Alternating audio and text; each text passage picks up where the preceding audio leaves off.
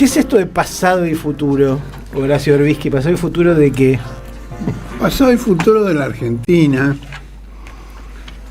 a raíz de algunos episodios muy llamativos que han tenido escasa repercusión. Por ejemplo, la prensa comercial pasó por encima el dato de la historia, de la biografía de la nueva economista en jefe del Fondo Monetario Internacional. Ustedes vieron que desde que la Argentina ganó varios torneos de fútbol importantes, está ganando los premios más importantes en cualquier cosa. Ha obtenido el premio al mejor gin del mundo por encima de los ingleses.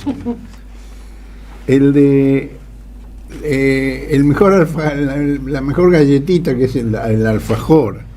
El mejor aceite de oliva por encima del español, del francés, del italiano y del portugués. Tenemos un candidato muy firme para las Naciones Unidas, que es el encargado de la Organización Internacional de Energía Atómica, Rafael Grossi. Y así, una cosa tras otra, ¿no? Bueno, pues también tocó que el segundo cargo en importancia del Fondo Monetario Internacional haya ido para una argentina, la economista jefa Silvana Tenreiro. Ahora, la novedad de esto es que su abuelo, Juan Eduardo Tenreiro Díaz, fue detenido desaparecido en la madrugada del 24 de marzo de 1976 en Tucumán. Y esto le pone un matiz muy importante. Es decir, el fondo lo tenemos en el futuro, pero la historia de su nueva ejecutiva la tenemos en nuestro pasado. Y alguna relación entre una cosa y la otra hay. Tenreiro era contador público y economista, integraba el gabinete del gobernador Amado Jury. Ahí hay una duda sobre sus cargos, porque algunas fuentes lo identifican como secretario de Hacienda, mientras que en el informe de la Comisión Bicameral de Tucumán, que investigó los crímenes de la dictadura, figura como secretario general de la Gobernación. Es posible que haya ocupado los dos cargos o que uno de los dos esté confundido y no sea. Pero en todo caso ese detalle es secundario. En las notas sobre la nieta, Clarín apenas mencionó en una línea al abuelo detenido desaparecido. Fue una línea nada más. En cambio, La Nación, Infoemba, Ámbito y El Cronista lisa y llanamente lo ignoraron, salvo error u omisión. Se me puede haber escapado alguna mención en algún medio, porque no soy inteligencia artificial. Por suerte. A la inteligencia artificial también se le escapa. También es cierto, es verdad, pero además no pone en duda sus resultados. No. Pontifica, sí, es muy cierto.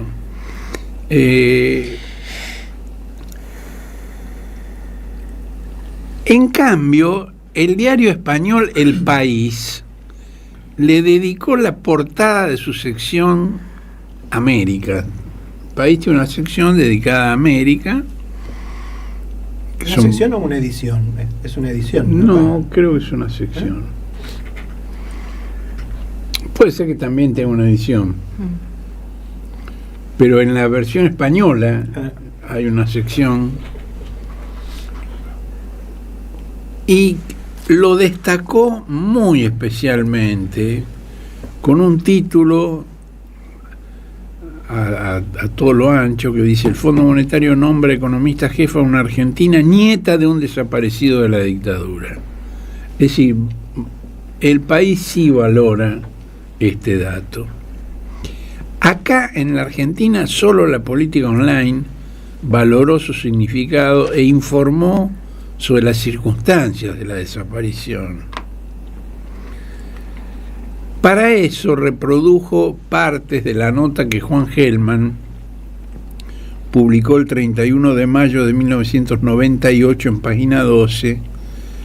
En esa época Juan estaba buscando a su nieta apropiada en el Uruguay, luego del secuestro y asesinato de sus padres adolescentes, y estaba revisando todo tipo de expedientes, buscando datos sobre... Encontró finalmente a Macarena, a su nieta, una investigación fantástica que hizo él junto con su compañera Mara Lamadrid, y El País también destaca que el secuestro de Tenreiro Díaz se realizó con un Ford Falcon que caracteriza como el vehículo emblema de la dictadura argentina, con el que policías llegaron al domicilio del contador Tenreiro en el centro de San Miguel. Y es Gelman quien arriesga una hipótesis que escuchó en Tucumán para entender la razón de la dictadura, para secuestrar y desaparecer a funcionarios civiles de un gobierno sin vínculos con la resistencia armada. Intereses económicos y apropiación de bienes serían la motivación de la desaparición del abuelo de la nueva funcionaria. Terrenos en Tacorralo. Tacorralo es en el sur de la provincia de Tucumán, en el extremo sur de la provincia de Tucumán, donde las Fuerzas Armadas Peronistas habían montado su primer campamento, que había sido desbaratado mucho antes, es decir, no fue por un operativo contra ese campamento guerrillero que ya no existía. Es decir, eso fue en el año, si no me equivoco, 68, 69, y esto fue en el 76. Ahora, lo que uno ve con esto es que las tendencias actuales del neoliberalismo se anunciaron en la realidad antes de que fueran teorizadas en 2004 por David Harvey, que se autodenomina urbanista rojo, en su libro El nuevo imperialismo, acumulación por desposesión. Mirá, por eso el vínculo entre pasado y futuro, ¿no? Uh-huh. La designación de Silvana en el segundo cargo de importancia en el Ministerio de Colonias y Protectorados de Estados Unidos no es una cortesía hacia el peronismo. El embajador Peter Lamelas declaró en la audiencia de confirmación en el Senado de su país que una de las tareas que cumpliría en la Argentina sería asegurarse que la jefa del peronismo obtenga el castigo que merece. Esa es una frase textual de Lamelas. Lamelas, que les recuerdo que si lo lees al revés, quiere decir se lee sale mal.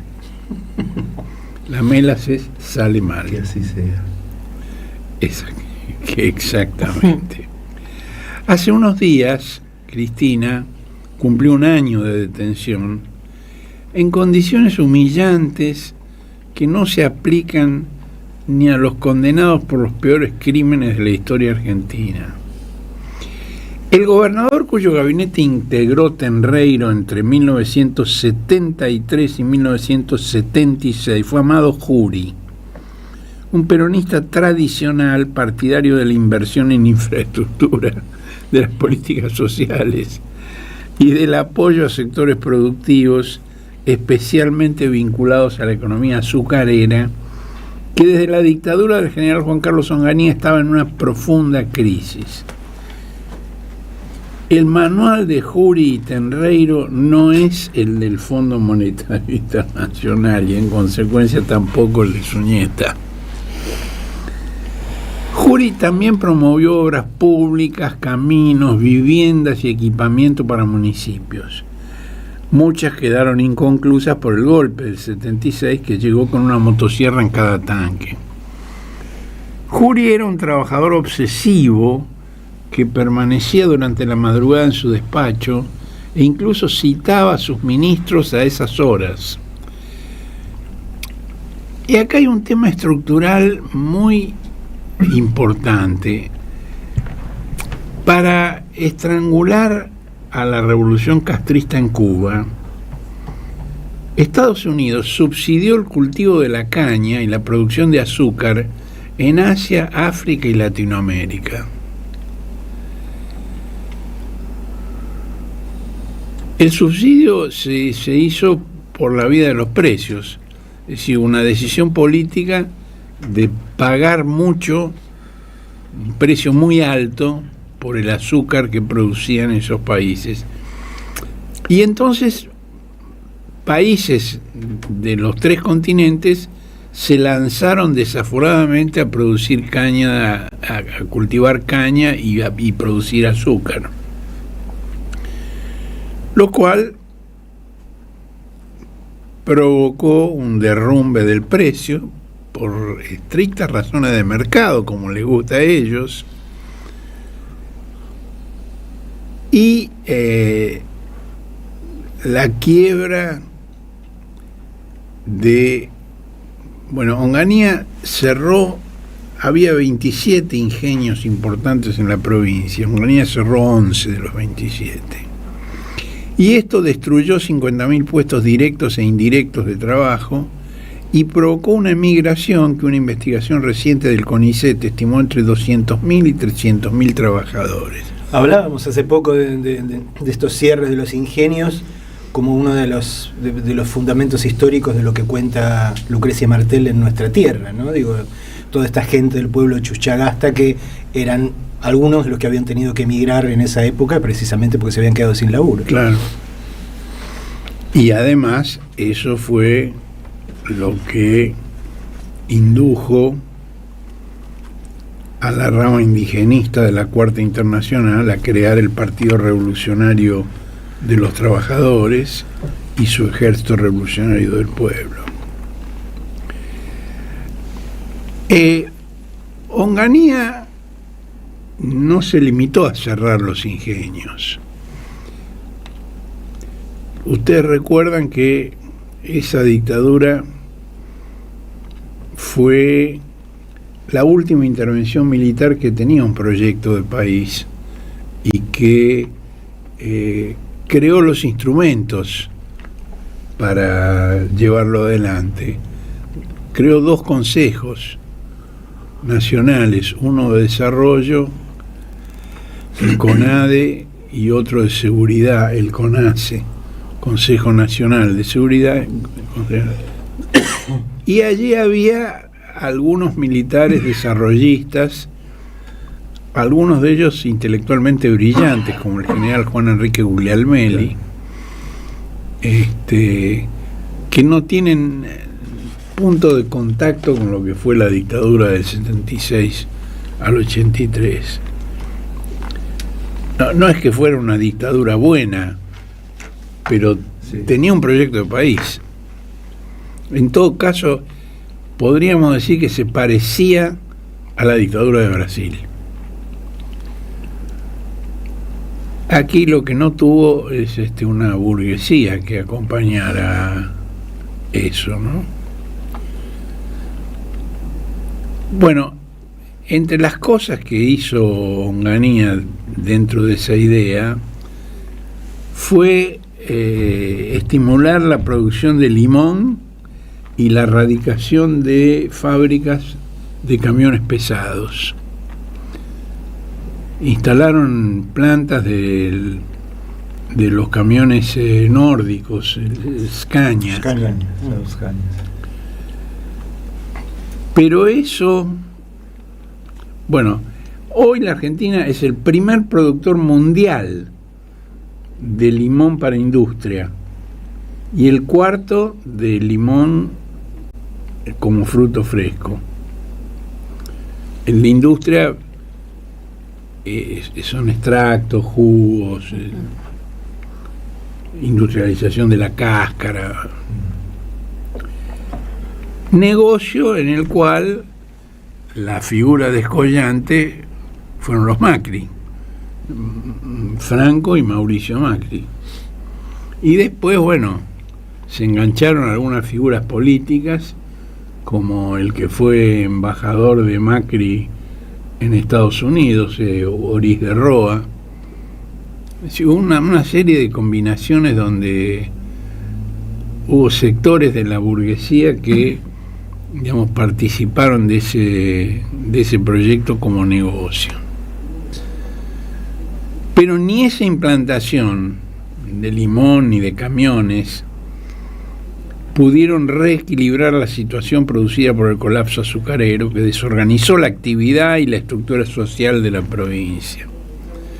Eso generó una crisis que fue la que explica la instalación de la guerrilla en Tucumán. ¿Por qué en Tucumán? Y además había una actividad sindical y estudiantil muy intensa. Tenreiro era considerado un administrador responsable, pero carecía de los recursos para enfrentar tantas necesidades. Y la respuesta concebida fue naturalmente represiva. En su tercera presidencia, Perón resistió la presión castrense que reclamaba hacerse cargo de las operaciones antisubversivas. Perón sabía, porque era un estratega, porque era un profesor de estrategia militar y un intelectual brillante, que después de 2 décadas de dictaduras desde su derrocamiento, confiarles a los militares el comando de la represión era abrirles la puerta para que retomaran el poder, y así ocurrió, después de su muerte. Pocos meses después de su muerte, la viuda de Perón, Isabel Martínez, y el presidente interino, Italo Luder, firmaron 4 decretos en febrero y diciembre de 1975 accediendo a ese reclamo castrense. El primer jefe del operativo Independencia fue designado el general Ricardo Agustín Muñoz, quien no llegó a asumir porque murió en su primer operativo de reconocimiento al caer su avión al estrellarse en el Ñuñorco. Y después lo reemplazó el general Adel Vilas. Con el general Adel Vilas hay una historia muy graciosa. Ustedes habrán visto que en muchos lugares, diría que en la mayoría de los lugares, no figura como Adel Vilas. No, Agdel, está en todos lados, como te vas a todos lados para consultar y dice Agdel Vilas, claro. No era Agdel, era Adel. Yo eso lo sé porque he tenido en mi poder su tarjeta de presentación que claramente decía Adel Vilas, y otra cosa más interesante todavía, que es su currículum en inglés. Es decir, él era un hombre con ambiciones y entonces se preparaba para una carrera política, y entonces se había encargado de preparar un folder, una carpeta con todos los datos necesarios para presentarse internacionalmente. Y entonces allí en inglés decía Don Adel Vilas, y aclaraba, y esto es desopilante, Don, no como Donald, sino Don es un título de respeto que se usa en la Argentina antes del nombre de las personas. O sea, diseñado para lectores extranjeros, norteamericanos eventualmente. Para explicarle el don. Claro. ¿Por qué tenía que poner don? Fantástico, fantástico. Es una muestra de taradez casi mileriana. Bueno, Vilas trajo al monte tucumano y sobre todo a la ciudad la estrategia y las tácticas del ejército colonial francés en Indochina y Argelia. Eso lo contó él mismo en un libro que yo leí y tengo, que el ejército le prohibió publicar, porque contaba cosas con una crudeza monstruosa, los operativos ilegales, los secuestros, las torturas y los asesinatos clandestinos.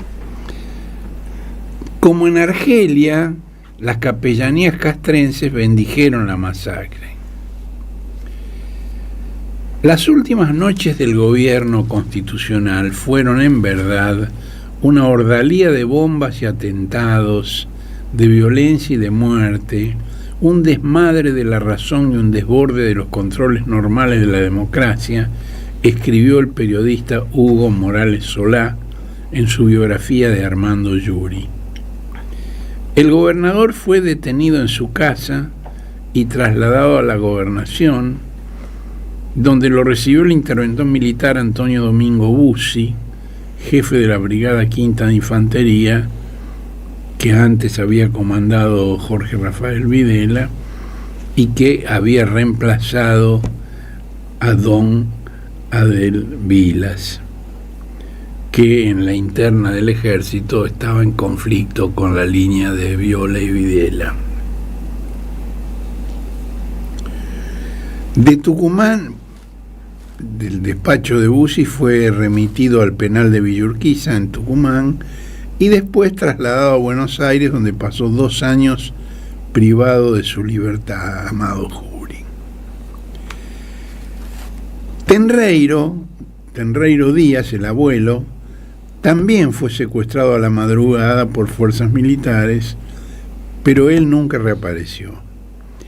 Hellman encontró las pocas referencias conocidas en el legajo 3674 de la CONADEP, que contiene el testimonio de Andrés Francisco Valdés, que fue entrenado durante un semestre de 1975 en la Escuela de las Américas, que el Comando Sur conducía entonces en la zona del Canal de Panamá.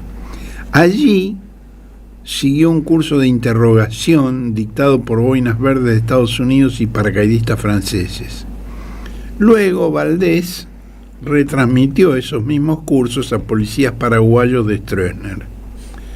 Valdés contó en la CONADEP que en 1976 y parte del 77 viajó reiteradamente a Tucumán, enviado por el Batallón de Inteligencia 601 del Ejército, para cumplir funciones como asesor a órdenes del coronel Ramón Fernández. Entre otros lugares estuvo en San Miguel de Tucumán, Lules, Faimayá, que está transcripto con Y, no con Elie, y Cruz de Palo. Y Valdés nombra a algunos de los que interrogó, dice, por orden de Bussi. José Guetaz Chevaya, secretario de Planeamiento de Jury, el 24 de marzo. Guillermo Vargas Eñace, senador provincial, el 25 de marzo. Juan Eduardo Tenreiro, secretario de Hacienda de Yuri, el 27 de marzo. Y Dardo Francisco Molina, senador provincial. A Chevaya y a Vargas Eñaz los interrogó en el Regimiento de Infantería de Monte número 28. Sabe, dice, que luego fueron ajusticiados y fondeados en el dique El Acheral. Conoce el lugar exacto. Y Hellman acota, consciente o inconscientemente, Valdés cambia el Cadillal por Acheral, que es un pueblo ubicado a 44 kilómetros de la capital tucumana, que fue base importante del RP y que los militares arrasaron. En cambio, no hay ningún dique que se llame Acheral. Claro. El dique es Cadillal. A Tenreiro lo interrogó en la jefatura del departamento de policía y cuenta: tenía unos 64 años. La orden fue dada por Bussi. Posteriormente es muerto y fondeado en el dique El Acheral. Conoce el lugar. Dardo Molina fue justiciado y enterrado a unos 25 metros de la costa sur del dique El Acheral.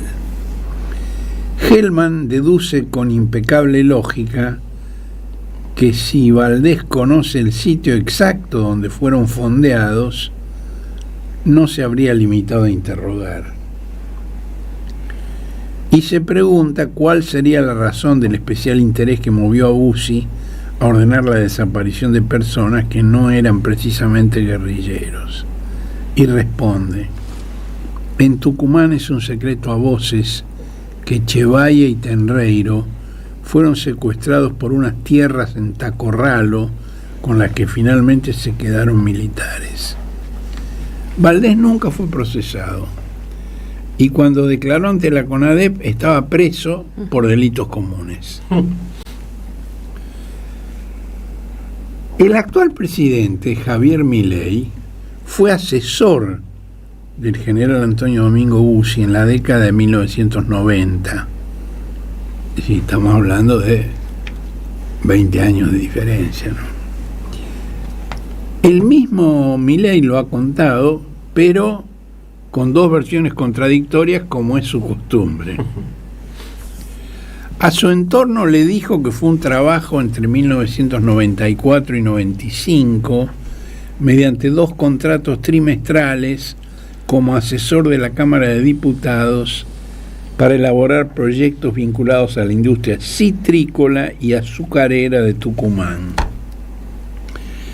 En cambio, Chequeado aduce que Milei fue asesor de Bussi cuando éste era gobernador de Tucumán entre 1995 y 1999, citando una explicación del propio Milei en la que dijo: había unos temas que afectaban a la provincia de Tucumán y necesitaban un economista que hiciera el análisis de las leyes que querían sancionar. Se terminó y me fui. Bueno, esto explica, entre otras cosas, que el hijo de Bussi, que tiene una cara indescriptible, recomiendo mirarla, haya sido en 2023 candidato, cabeza de lista de La Libertad Avanza en Tucumán. Hay una bonita foto de Bussi. ¿Vieron cómo se abrazaba Scaloni con el técnico suizo anoche? Sí. Que parecían muy impresionantes. Bueno, así se abrazan Milei y el hijo de Bussi. Pero el hijo de Bussi sacó el 3% de los votos en Tucumán, a pesar de la chapa que le daba Milei. Bueno, todos los medios abundan en el currículum de la nueva funcionaria internacional, que se presenta con un perfil progresista y de sensibilidad social.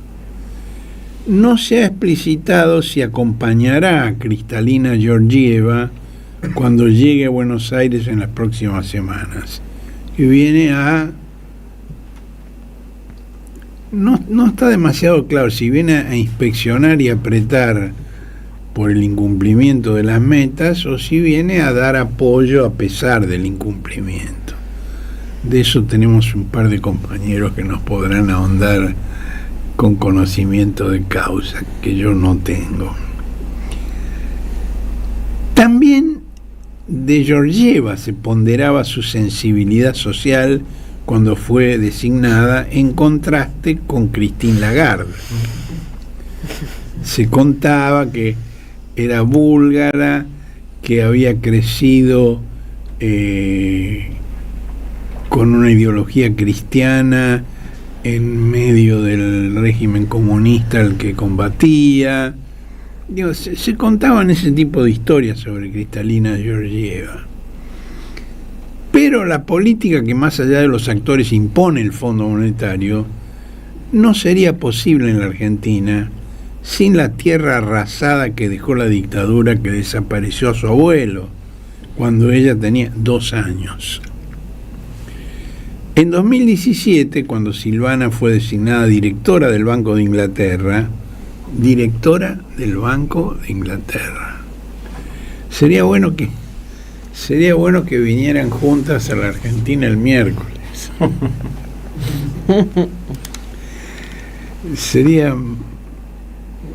Son esas cosas que, ¿cómo se llama eso? Justicia poética, ¿no? En ese momento, cuando la designaron, La Nación, el diario, le preguntó por el origen de su interés por la economía. Y El País de España destacó ahora aquella respuesta. La Nación no aludió a eso, pero El País sí. Quería entender y trabajar en políticas para combatir la pobreza, la desigualdad, el desempleo, la inflación, todos problemas macroeconómicos de los que es imposible abstraerse creciendo en Tucumán y en la Argentina. El pedigrí de Silvana es imponente. Se graduó, por cierto, en la Universidad Nacional de Tucumán, pública y gratuita. Obtuvo su doctorado y su maestría en economía en la Universidad de Harvard. Trabajó como economista en el Banco Central de Boston. En realidad no se llama Banco Central, Banco de la Reserva Federal de Boston. Sí, en Estados Unidos el sistema bancario es distinto que en la Argentina. Aquí en Estados Unidos no hay un banco central. Es decir, cada estado tiene... Es decir, son más federales, tienen mayor autonomía. Entonces ella fue economista en el Banco de Boston. No el Banco de Boston, sino el Banco de la Reserva Federal, el Banco Central de Boston. Fue miembro del Comité de Política Monetaria del Banco de Mauricio, no de Mauricio Macri, de la isla de Mauricio. Mauricio Macri no tiene una isla, hay una isla que se llama Mauricio, y es un país. Fue miembro externo del Comité de Política Monetaria del Banco de Inglaterra entre 2017 y 2023. Es profesora de la London School of Economics. Recibió los premios internacionales Rico Johnson, Bernard Harms y Birgit Grodal. Es miembro de la Academia Británica, la Sociedad Económica, la Real Sociedad Económica y miembro honoraria extranjera de la Asociación Económica Americana. Presidió la Asociación Económica Europea. Es realmente un pedigrí imponente. Una carrera internacional completa. Completa. Hace algunos días, vamos a bajar de la estratosfera a nuestra querida patria. Hace algunos días, el gobernador de Buenos Aires, Axel Kicillof, se prestó a una entrevista con varios periodistas de buen nivel en una señal de noticias por cable. Con su habitual poder de síntesis, empleó 40 minutos para cuestionar la política económica del gobierno de los hermanos Milei. Reiteró que la provincia de Buenos Aires se propone como red y escudo para proteger a sus habitantes de esas políticas. Pero esta vez aclaró que no tiene los recursos para ser red y escudo. Que era un tema pendiente porque era tan evidente la contradicción entre el discurso de la red y el escudo y por otro lado el lamento de que no tenían los recursos para hacerlo. Y dijo que no tiene los recursos porque el Poder Ejecutivo incumple con las transferencias que constitucionalmente y legalmente está obligado a hacer, lo cual es totalmente cierto. Esa fue su tácita respuesta, entre otros. Y uno se pregunta, ¿por qué de golpe, una noche cualquiera, sin que haya ocurrido nada que lo explique, aparece el gobernador de la provincia de Buenos Aires, en un programa de televisión, en el prime time. Bueno, aparece porque quien fue su segundo en el Ministerio de Economía, cuando él fue primero secretario y luego ministro de Economía entre 2011 y 2015, Emanuel Álvarez Agis, venía de afirmar pocos días antes, y lo mencionamos el domingo pasado, que 4 de cada 10 de las políticas impulsadas entonces por Kicillof eran de derecha, y que en la actualidad el ajuste que realiza en la provincia de Buenos Aires es más drástico que el de Milei en La Nación. Bueno, Álvarez Agis puso así el dedo en una llaga que Kicillof no encuentra forma de calmar. Ahora, eso no es culpa de Kicillof. En todo caso, lo que se le puede reprochar a él es la prestidigitación de no decir las cosas como son, de no contar qué es lo que pasa, y hacer un discurso que en consecuencia parece irreal, porque sos escudo, sos red, sos protección, viajás por el país, entregás ambulancias, entregás patrulleros, y no tenés los recursos necesarios.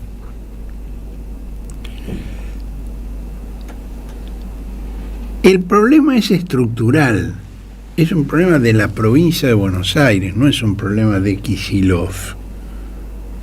Ahora le toca a él porque él es el gobernador. Porque con 4 de cada 10 habitantes del país solo recibe 2 de cada 10 pesos de coparticipación. Y esto ocurre desde 1988, cuando el presidente Raúl Alfonsín modificó la ley de coparticipación ante una rebelión de los gobernadores. Y los gobernadores armaron una pueblada al estilo de 1820. Solo faltaba que ataran los caballos en la Plaza de Mayo para reclamar mayores recursos por parte de la nación. Y Alfonsín, que ya estaba muy débil. Claro, era el Alfonsín final. Claro. Era Alfonsín post Semana Santa. Exacto. Se había disipado la fantasía del tercer movimiento histórico. Bueno, Alfonsín cedió 8 puntos de la cuota bonaerense, de la coparticipación bonaerense, para esas provincias que estaban atando los caballos en los palenques de la Plaza de Mayo. El gobernador radical de la provincia, Alejandro Armendáriz, no estaba en condiciones de resistirlo, no era una personalidad. Digo, Armendáriz fue candidato a la gobernación de Buenos Aires porque nadie sospechaba que tuviera alguna posibilidad de ganar. Lo cual era incoherente porque al mismo tiempo tenían expectativa de que Alfonsín podía ganar, y ganar la provincia, ganar la nación sin ganar la provincia de Buenos Aires también es complicado. Y claramente Alfonsín arrastró el voto en la provincia de Buenos Aires a favor de Armendáriz. Si Alfonsín no hubiera hecho eso, es muy probable que su renuncia a la presidencia se hubiera producido un año antes de lo que se produjo, porque el gobierno ya no se sostenía.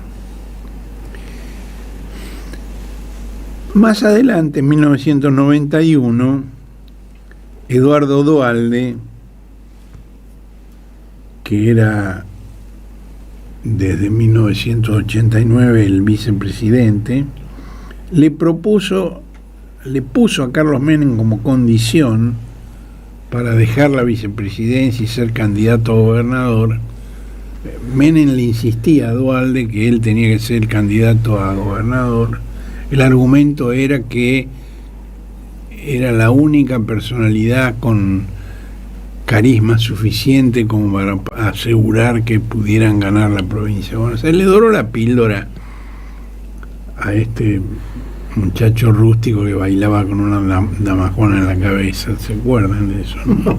¿No se acuerdan?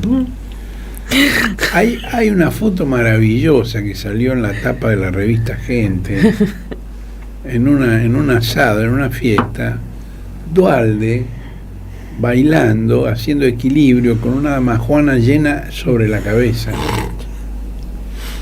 Ustedes se acuerdan que lo llamaban tachuela, lo llamaban cabezón, porque tenía un apéndice superior significativo, ¿no?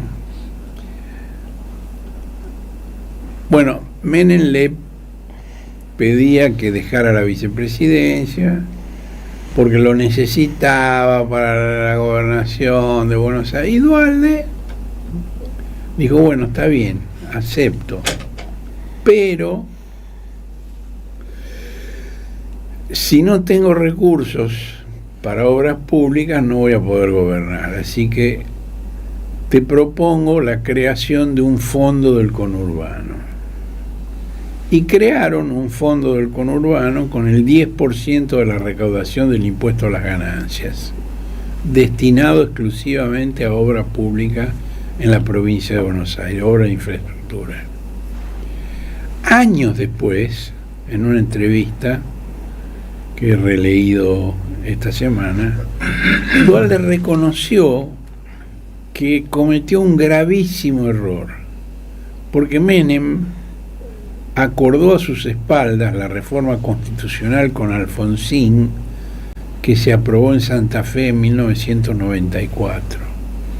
Y eso permitió la reelección de Menem en 1995.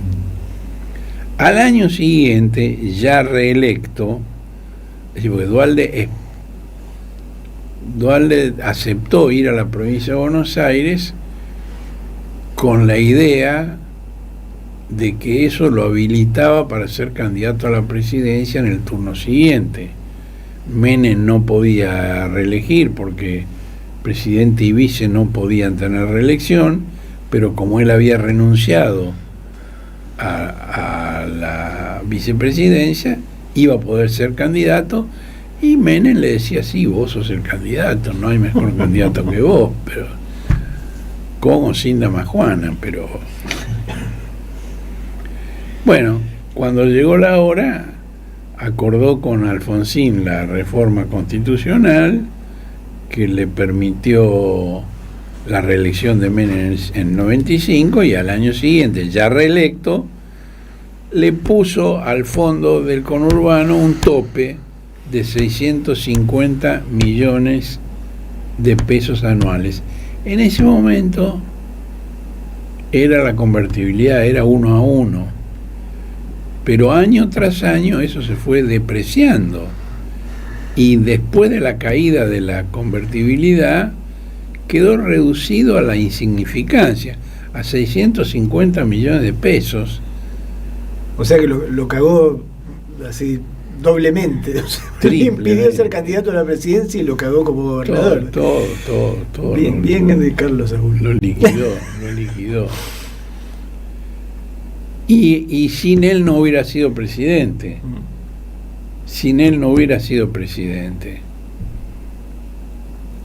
Porque necesitaba el voto de la provincia de Buenos Aires. Y él tenía un candidato bonaerense a la vicepresidencia, que era Rousselot, el intendente de Morón, el socio de Macri. Juan Carlos Rousselot. Rousselot, el locutor. Sí, el de los dientes. ¿Se acuerdan?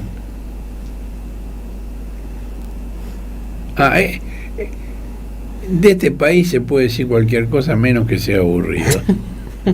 Eso no es cualquier cosa menos aburrido. Y no necesariamente por el fútbol. Bueno, además de Duhalde,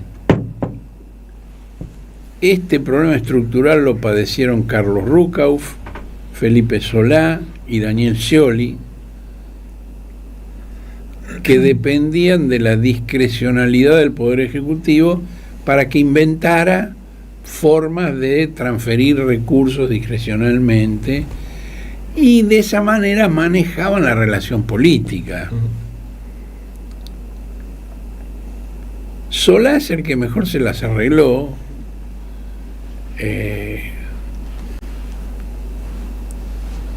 Al propio Solá le da vergüenza decir que fue el mejor gobernador de la provincia, pero acepta que lo presentemos como el menos malo, lo cual es un mérito en esas condiciones. Bueno, la recomposición se logró parcialmente cuando se uniformaron la nación y la provincia en el gobierno liberal de Macri y María Eugenia Vidal.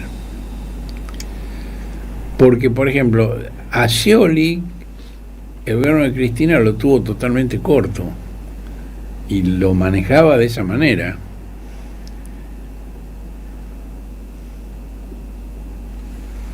Ahora, aún con la recomposición que acordaron Macri y Vidal, nunca pasó del 21,3% del reparto nacional lo que recibía la provincia. En cambio, Kicillof, en su primer mandato, de 2019 a 2023, consiguió sostenerse gracias a las transferencias que Cristina gestionó ante el doctor Fernández. Era una condición permanente que Cristina le ponía al doctor Fernández, las transferencias a la provincia de Buenos Aires, que era un lugar de repliegue del kirchnerismo, con Kicillof como gobernador y con todo el funcionariado que conocemos,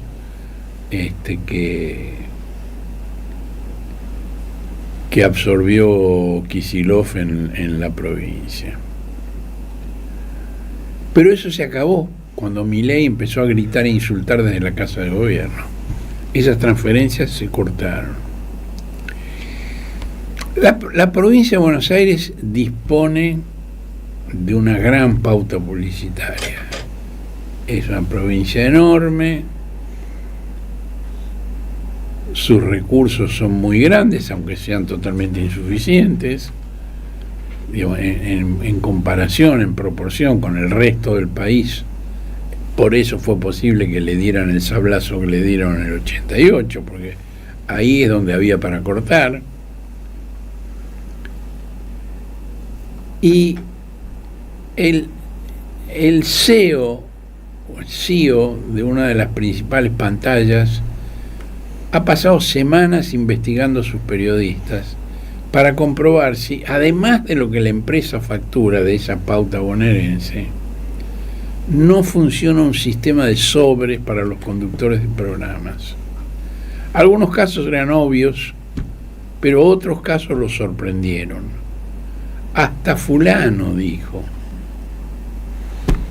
agarrándose la cabeza.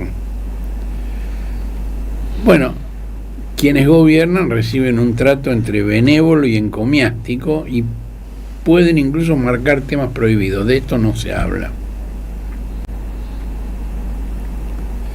Esto les hace creer a quienes gobiernan la provincia de Buenos Aires que su destino es Balcarce 50.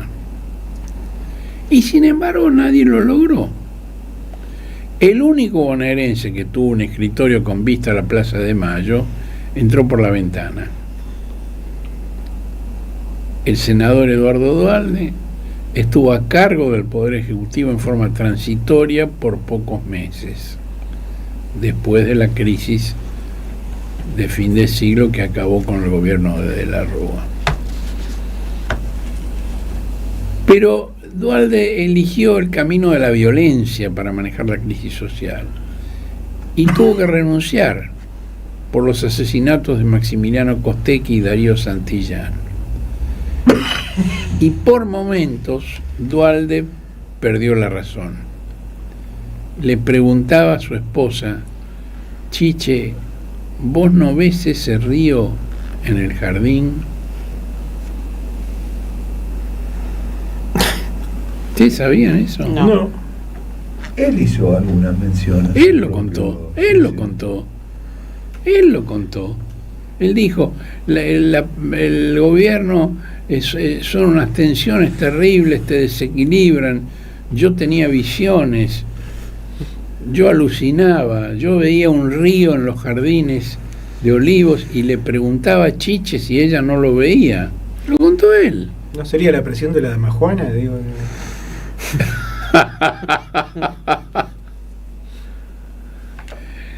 no se me había ocurrido, pero es una muy buena idea. Corta la irrigación sanguínea, qué sé yo. Sí. Sobre todo si está llena, ¿no? No, sobre todo si está vacía. Si está llena es solo un peso. Bueno, desde la gobernación, Kicillof ideó un sistema original para hacer realidad la ilusión de todos sus predecesores de mudarse a Balcarce 50.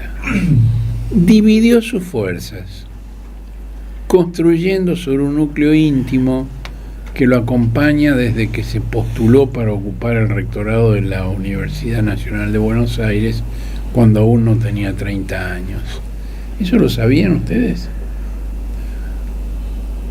¿Y ustedes que escuchan lo sabían? Bueno, Kicillof se postuló para el rectorado de la UBA antes de cumplir 30 años. Es un hombre con un nivel de autoestima interesante.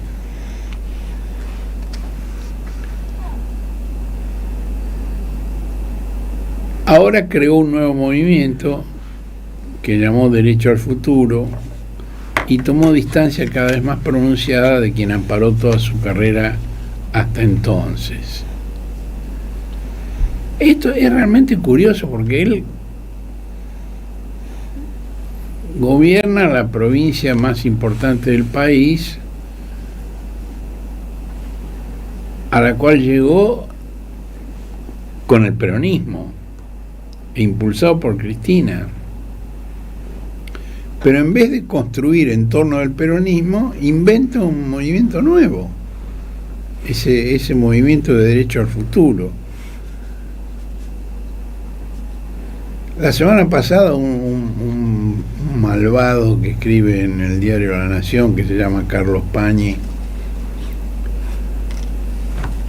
dijo que en realidad podría llamarse Derecho al Pasado. Y en otros sectores se lo menciona como Derecho al Fracaso. No, yo creo que se llama Derecho al Futuro. Y en todo caso es la ilusión que él tiene. Ahora, varias veces en la entrevista que estoy evocando, explicó que todos sus problemas son por los incumplimientos de Milei. En un momento, su cortina de palabras permitió filtrar una pregunta de un buen periodista acerca de la candidatura presidencial.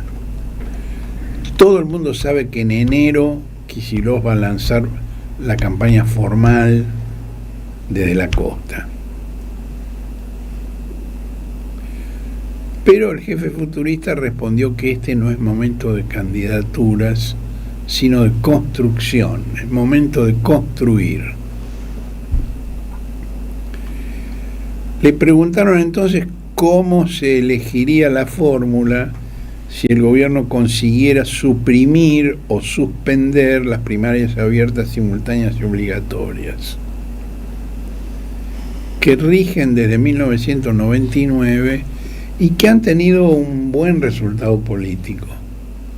Han sido un instrumento político inteligente que no ha perjudicado a nadie.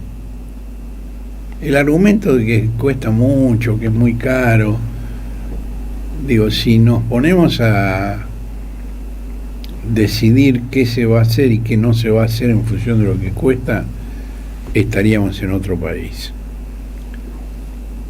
Porque aquí se gasta muchísimo más en otras cosas que no tienen la misma importancia.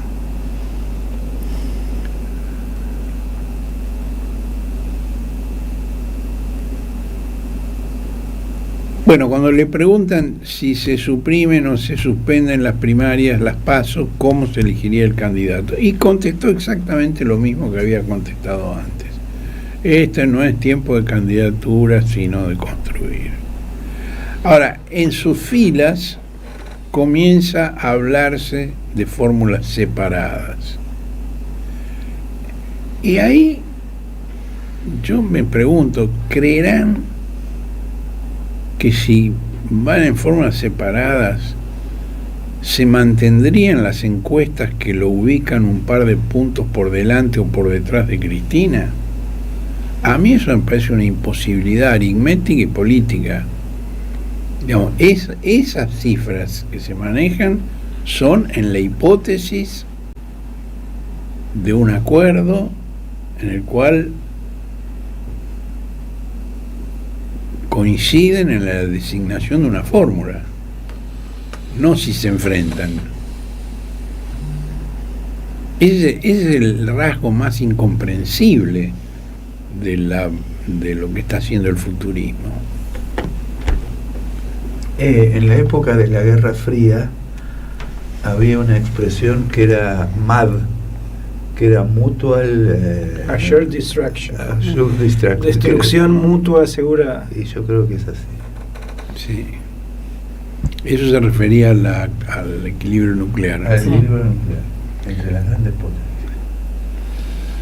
Bueno, hay un punto a favor del futurismo, y es que una parte de quienes adhieren a una política nacional y popular solo entienden el distanciamiento por razones personales. La responsabilidad se atribuye a unos, a otros o a ambos, pero es infrecuente encontrar quien explique con claridad las diferencias. El gobernador se ha abstenido hasta ahora de cualquier cuestionamiento explícito a la expresidenta, a quien pone por las nubes. Y no lo digo en sentido figurado, por las nubes, junto a Perón, Evita y Néstor Kirchner, como las grandes figuras del pasado. Por lo cual la gente menos informada sigue creyendo que el gobernador es kirchnerista. Por eso hay una encuesta del Consultores DC que indica que el 68% de la provincia no confía en el rumbo del gobierno de Kicillof.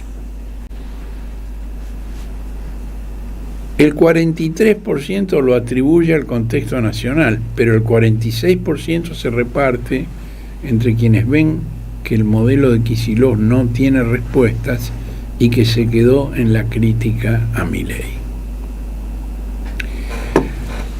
¿Y qué hace Cristina, entre tanto, que está bastante callada? Pero está hiperactiva, con una exigente rutina de gimnasia, leyendo libros y documentos, y estudiando chino e inglés, según reveló su hijo en una charla en Carmen de Areco. Lo que no dijo es que también está supervisando la elaboración de una propuesta sobre la deuda externa en momentos en que el ministro de Economía, Luis Caputo, está gestionando incrementarla, tema sobre el que hoy podés leer una nota excelente de Luca Glesser y la vas a escuchar dentro de un ratito exponiendo sobre el tema con una capacidad didáctica que yo le envidio. En el acto en Carmen de Areco, Kirchner dijo que su visita implicaba asumir compromisos. No es que uno después va a la Cámara de Diputados y anda solo por la vida, el mejor postor, para ver si da quórum o no. Sobre la deuda, afirmó que los periodistas y los dueños de los medios dicen que la única forma de afrontarla es como quieren los acreedores, que en materia de endeudamiento en la Argentina hay un pensamiento único. Se hace lo que el mercado quiere, porque si no, el mercado tiene miedo. Y si no ganan ellos, va a haber quilombo.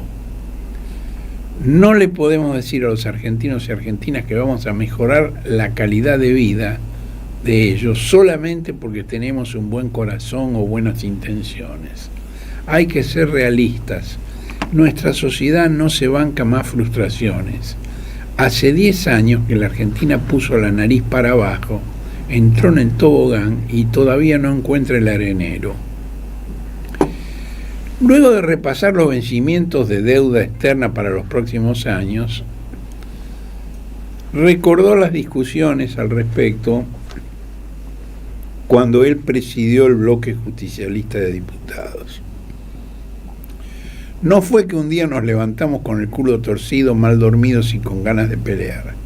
Entendíamos que el acuerdo con el fondo quebraba la relación del peronismo con la sociedad porque no iba a poder estar a la altura de aquello que se había comprometido en la campaña de 2019.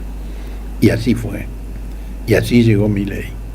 Por eso digo, estoy citando textualmente al diputado Kirchner, y le contesto a los compañeros y compañeras que con la unidad podemos ganar y perder, pero que lo que no podemos dejar es de representar los intereses nacionales.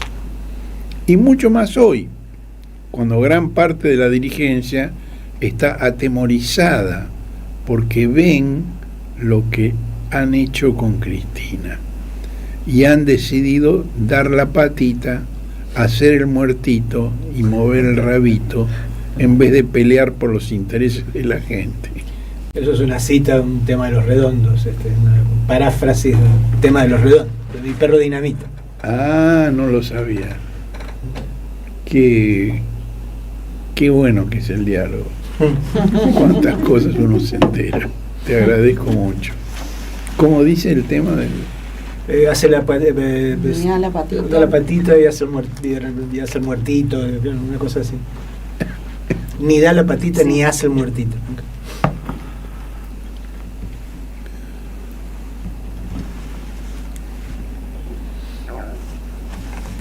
Cuando se asumen compromisos ante la sociedad, cuando tu sociedad te premia, te da el honor de poder conducirla en un municipio, en una provincia, cuando te eligen delegado en un sindicato, cuando representás a los propios, cuando sos el capitán de tu equipo, tenés que tener la decisión suficiente, porque esos lugares que son muy lindos también conllevan responsabilidades, y esas responsabilidades hay que ejercerlas. El respeto no se pide, se gana. Entonces van a escuchar de cara a los tiempos electorales, hay que subir las jubilaciones. Todos lo sabemos. Pero ¿y cómo hacemos? Nosotros creemos que hay que aplanar los vencimientos de la deuda. Si no logramos que sea menor lo que se paga por año, es muy difícil que podamos modificar la calidad de vida de los argentinos y las argentinas. Los equipos económicos del kirchnerismo están trabajando en una diferenciación entre dos tipos de deuda. La principal vulnerabilidad financiera del país no radica en los bonos emitidos en el mercado por 55.000 millones de dólares, con intereses relativamente bajos, cupón ponderado del 2% y un perfil de vencimientos gradual y en cuotas. El acuerdo con el Fondo Monetario concentra una carga financiera mayor del 6% y un cronograma de pagos más exigente, con un muro de vencimientos muy escarpado entre 2028 y 2032. A esto se suma que una parte importante de los bonos en dólares está en manos de organismos públicos, el Fondo de Garantía de Sustentabilidad y el Banco Central, por lo que no toda la deuda denominada en moneda extranjera constituye en sentido externo estricto deuda externa. Distinguir estas categorías, moneda, legislación, residencia del tenedor, resulta fundamental para diseñar una estrategia de endeudamiento consistente y para que el discurso público no las trate como un bloque homogéneo. De esa distinción se desprende una prioridad política y económica. Reprogramar la deuda con el fondo, que es la que condiciona la estabilidad macroeconómica y el margen de maniobra de cualquier gobierno, mientras se administran los compromisos con los acreedores privados, preservando el acceso al financiamiento y evitando una reestructuración innecesaria que encarezca el crédito y debilite la posición negociadora del país.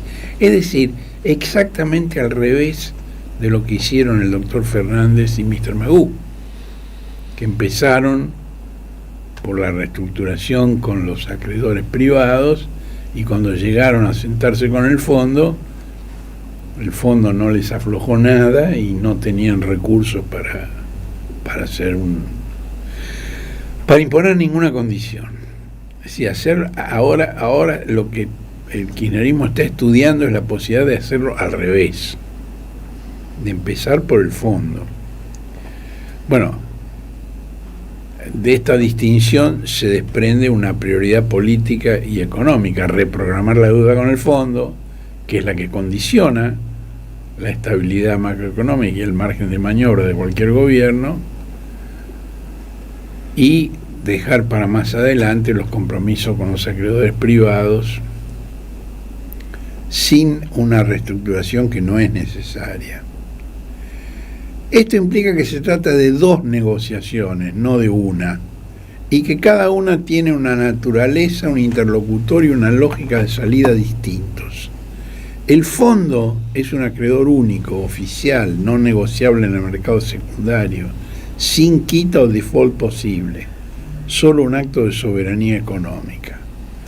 Los bonos de mercado, globales y bonares, constituyen un universo de acreedores dispersos: privados, fondos de garantía de sustentabilidad, bancos locales, Banco Central. Con ellos es posible la quita de capital, el recorte de cupón, la extensión de plazos con calificadores de riesgo y consecuencias reputacionales inmediatas. Además de estas diferencias técnicas, hay una de naturaleza política. El fondo es un antagonista externo que el peronismo y la sociedad identifican y entienden.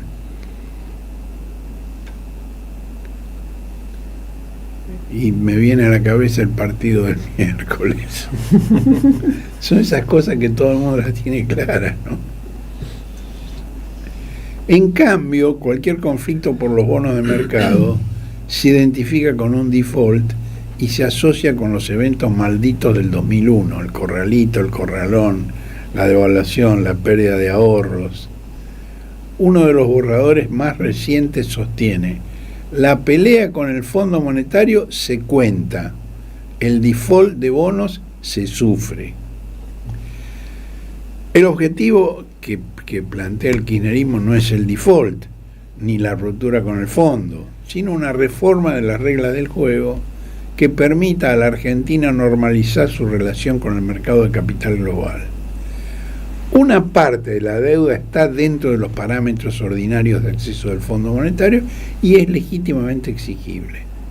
Son entre 20.000 y 27.000 millones de dólares, según cómo se calcula. Podría procurarse su refinanciamiento de largo plazo, de 10 a 15 años, sin condicionalidades ortodoxas, sin ajuste fiscal contractivo, sin apertura forzada de la cuenta capital. Pero hay un excedente de entre 30.000 y 38.000 millones de dólares que fue otorgado por encima de los criterios de acceso excepcional del Fondo Monetario. Tanto la Auditoría General de la Nación como el Banco Central y el propio Fondo Monetario lo atribuyeron a una decisión política y no a un análisis técnico sostenible. En diciembre de 2024, la Oficina de Evaluación Independiente del Fondo reconoció que el crédito concedido a la Argentina en 2018, cuando Macri invitó a enamorarse de Lagarde, fue el primer caso en que la deuda cayó en una zona gris de sostenibilidad y concluyó que el otorgamiento de préstamos excesivos sin un programa creíble puede considerarse una forma de corresponsabilidad del propio organismo. Esto lo dice el propio fondo, la Oficina de Evaluación Independiente del propio fondo. Para ese tramo sí sería razonable reclamar una quita parcial por corresponsabilidad, sustituir en forma gradual el acreedor mediante financiamiento de los BRICS y un mecanismo que gradúe los pagos según la capacidad de generación de divisas del país. Esta división en tramos técnico y político permitiría pagar lo que corresponde y discutir lo que no corresponde. Ahora, ¿se animará el futurismo a entonar esta nueva canción?